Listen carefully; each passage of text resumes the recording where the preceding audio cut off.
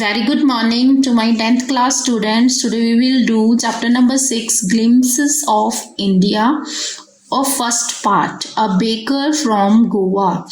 As described from the name, it is a story from Goa and it is about a baker. Okay, so a baker from Goa is what? It is a traditional Goa village baker.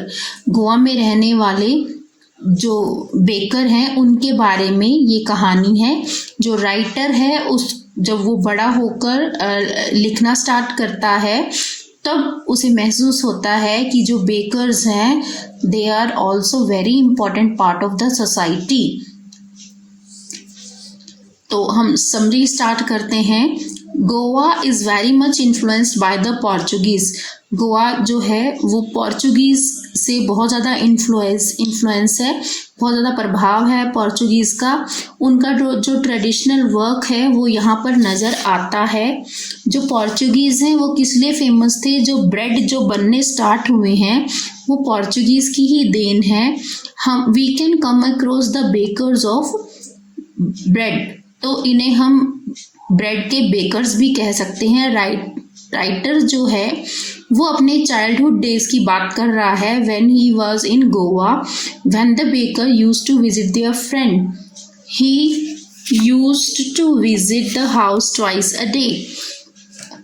In the morning his jingling sound of the bamboo woke them from sleep. तो आजकल क्या होता है, dairies वगैरह बन गई हैं और वहाँ पर ये ब्रेड मिल्क ये सब चीज़ें मिलती हैं शहरों में, और यहाँ पर भी कन्फेक्शनरी शॉप्स हैं वहाँ पर ब्रेड मिलती हैं. बट तब की बात है जब वहाँ पर घंटी बजाते हुए गलियों में घूमा करते थे सुबह सुबह और ब्रेड बेचने के लिए. तो जो राइटर का फ्रेंड है उसके घर बेकर आया करता था 2 बार. मॉर्निंग में उसके बाम्बू से जो साउंड निकलता था, जिंगलिंग साउंड, वो उनकी नींद को दूर कर देता था.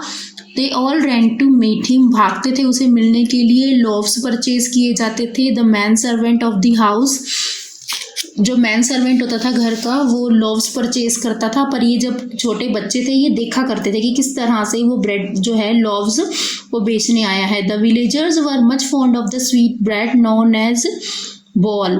और गांव वालों को मीठी ब्रेड बहुत पसंद थी जिसे कि बॉल कहा जाता था. The marriage gifts were meaningless without it. शादियों पर जो गिफ्ट दिए जाते थे वो भी इसके बिना मीनिंगलेस थे, कोई मतलब नहीं था अगर ब्रेड नहीं दी गई है. तो so the baker furnace in the village was the most essential thing. तो गांव के अंदर बेकिंग भट्ठी होना गांव के लिए बहुत ज़्यादा ज़रूरी था. The lady of the house prepared sandwiches on the occasion of her daughter's engagement. क्योंकि जो घर की मालकिन होती है वो क्या बनाती है अपनी बेटी की एंगेजमेंट पर जो लोग आए होते हैं उनके लिए सैंडविचेस बनाए जाते थे. In those days the bread sellers wore a particular dress known as कबाई. उन दिनों में जो ब्रेड बेचने वाले हुआ करते थे वो एक स्पेशल ड्रेस पहना करते थे जिसका नाम था कबाई. It was a single piece long frock up to the knees. घुटनों तक ये एक ही सिंगल पीस कपड़े की फ्रॉक बनी हुई होती थी. Even today they can be seen wearing a half pant that reaches just below the knee.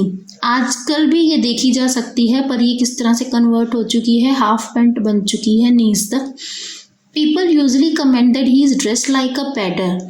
और लोग कमेंट करते थे कि ये तो बिल्कुल पैडर की तरह इसने कपड़े पहने हुए हैं.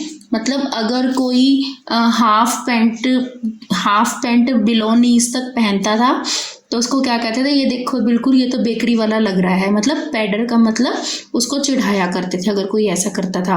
Baking was a profitable profession in the old days. Baking करना, ये जो ब्रेड बनाना, भट्टी खोलना, ये बहुत ही फायदेमंद प्रोफेशन था पुराने दिनों में. The baker and his family never starve. They looked happy and prosperous. Baker और उनका परिवार कभी भी भूखा नहीं रहता था, वो हमेशा खुश रहते थे. और प्रॉस्परस का मतलब है हमेशा समृद्ध रहते थे. किसी भी चीज़ की कभी कोई उन्हें कमी नहीं हुआ करती थी. तो ये था हमारा chapter a baker from Goa की समरी है।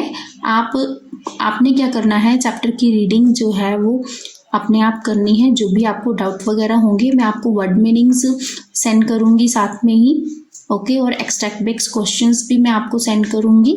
कोई भी डाउट हो तो ऑनलाइन क्लास में आप पूछ सकते हैं। Thank you.